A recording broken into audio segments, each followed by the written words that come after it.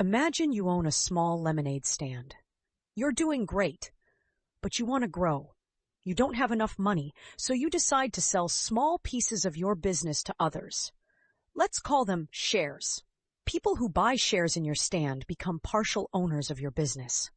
This is essentially what happens when companies list their shares on the stock market. Now let's rewind a bit. The stock market is like a giant marketplace, but instead of fruit, vegetables, or lemonade, people are buying and selling pieces of businesses. These pieces are called stocks or shares. So the stock market is where buyers and sellers come together to trade ownership in companies. When you buy a stock, you're buying a small piece of ownership in that company. Think of it as getting a slice of the pizza. The more shares you own, the bigger your slice. If the company does well, your slice might become more valuable. But if it's a bad year for the company, your slice could shrink. The exchange, where stocks are bought and sold.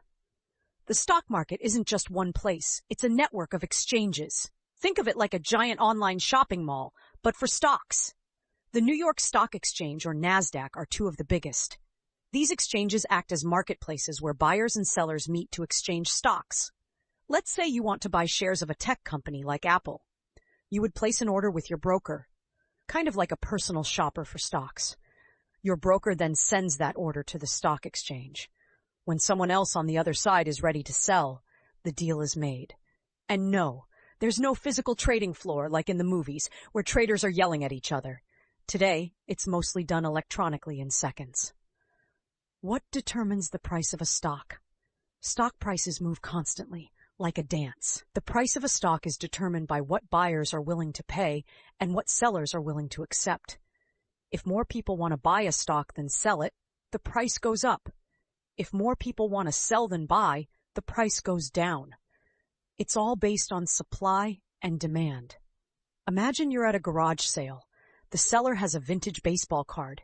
If no one else wants it, they'll have to lower the price. But if everyone is fighting over it, the price might skyrocket. Stocks can also be influenced by external factors like company earnings reports, industry news, and even global events like pandemics or wars. Risk and reward, the ups and downs. Now, let's get real.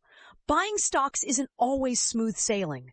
Sometimes the market goes up, and sometimes it goes down. This is where the idea of risk and reward comes in. When you invest in stocks, there's a chance you might make a lot of money. For example, if you bought shares of Tesla back in 2010 for $17, those same shares could have been worth over $600 a decade later. That's a huge return. But there's also the flip side. Stock prices can crash. In 2008, many stocks lost over half their value during the financial crisis. And let's not forget the roller coaster ride that happened in 2020 when the COVID-19 pandemic hit, causing stocks to plummet before rebounding later in the year. The key thing here is that you should only invest money that you're okay with potentially losing. Investing in the stock market is a long-term game. The market can be volatile, but over time it tends to go up, historically speaking. Different types of stocks. Just like there are different kinds of lemonade stands, there are different types of stocks. Common stock. This is the most common type of stock you'll encounter. When you own common stock, you get to vote on company matters, like board elections, and may receive a dividend, a small payout based on the company's profits. Preferred stock. These are a little different. Preferred stockholders get paid dividends first. However, they usually don't get a say in company decisions. They're like VIPs who get to collect their rewards before everyone else. Growth stocks. These are stocks from companies that are expected to grow rapidly, like tech companies. They usually don't pay dividends because the company reinvests that money to expand. Dividend stocks. These are stocks that pay you a portion of the company's profits on a regular basis. Think of it as a steady stream of income while you hold on to your shares. Why do companies sell shares? So, why do companies list their stock on the market in the first place? It's all about raising money. When a company is starting out or needs to expand, they may choose to go public by offering shares to the public. This is called an initial public offering, or IPO. By doing this, they raise capital from investors who in turn get a stake in the company. For example, in 2012, Facebook went public and sold shares to the public for the first time, raising billions of dollars. But once those shares are sold, the company doesn't get any more money from their stock unless they issue more shares. Instead, the stock exchanges and brokers facilitate trading among investors. The role of brokers. Now, you might be wondering, how do you actually buy stocks? Enter the broker.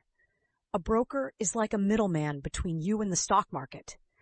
You can't just walk up to the New York Stock Exchange with cash and buy shares. You need a broker to execute that transaction on your behalf. In the old days, brokers charged a hefty fee for every trade. But now, thanks to online brokerages like Robinhood or E-Trade, you can trade stocks with little to no commission fees. You can even do it right from your phone. It's that easy. The risk of stock market speculation. While many people invest in the stock market for the long term, some folks treat it like a casino. They try to buy stocks at low prices and quickly sell them when the price goes up. This is called speculation, and it's a risky game. If you guess right, you can make a quick profit. But if you guess wrong, you could lose big. And while day trading and speculative strategies can work for some, they're not for everyone. The long-term approach, focusing on quality companies, tends to be a safer bet for most people. Stock market indices. A snapshot of the market. If you want a quick snapshot of how the stock market is doing overall, you can look at a stock market index. These are collections of stocks that represent a particular segment of the market. For example, the Dow Jones Industrial Average tracks 30 of the largest U.S. companies. The S&P 500 tracks 500 large companies across various industries. The NASDAQ Composite focuses more on tech stocks. When these indices go up, it usually means the market is doing well. When they go down, it's a sign the market is struggling. Wrapping up, stock market in a nutshell. So to wrap it all up, the stock market is a place where companies sell ownership shares to raise money, and investors buy and sell those shares. The price of stocks is determined by supply and demand, and investing in stocks involves both risk and reward. The key to success is long-term investing and careful research.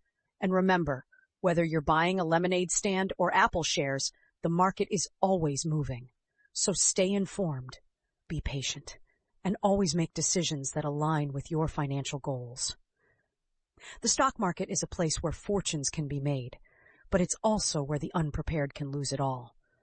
It's like a game of chance, but with a little bit of strategy mixed in. And that's the story of how the stock market works. Happy investing.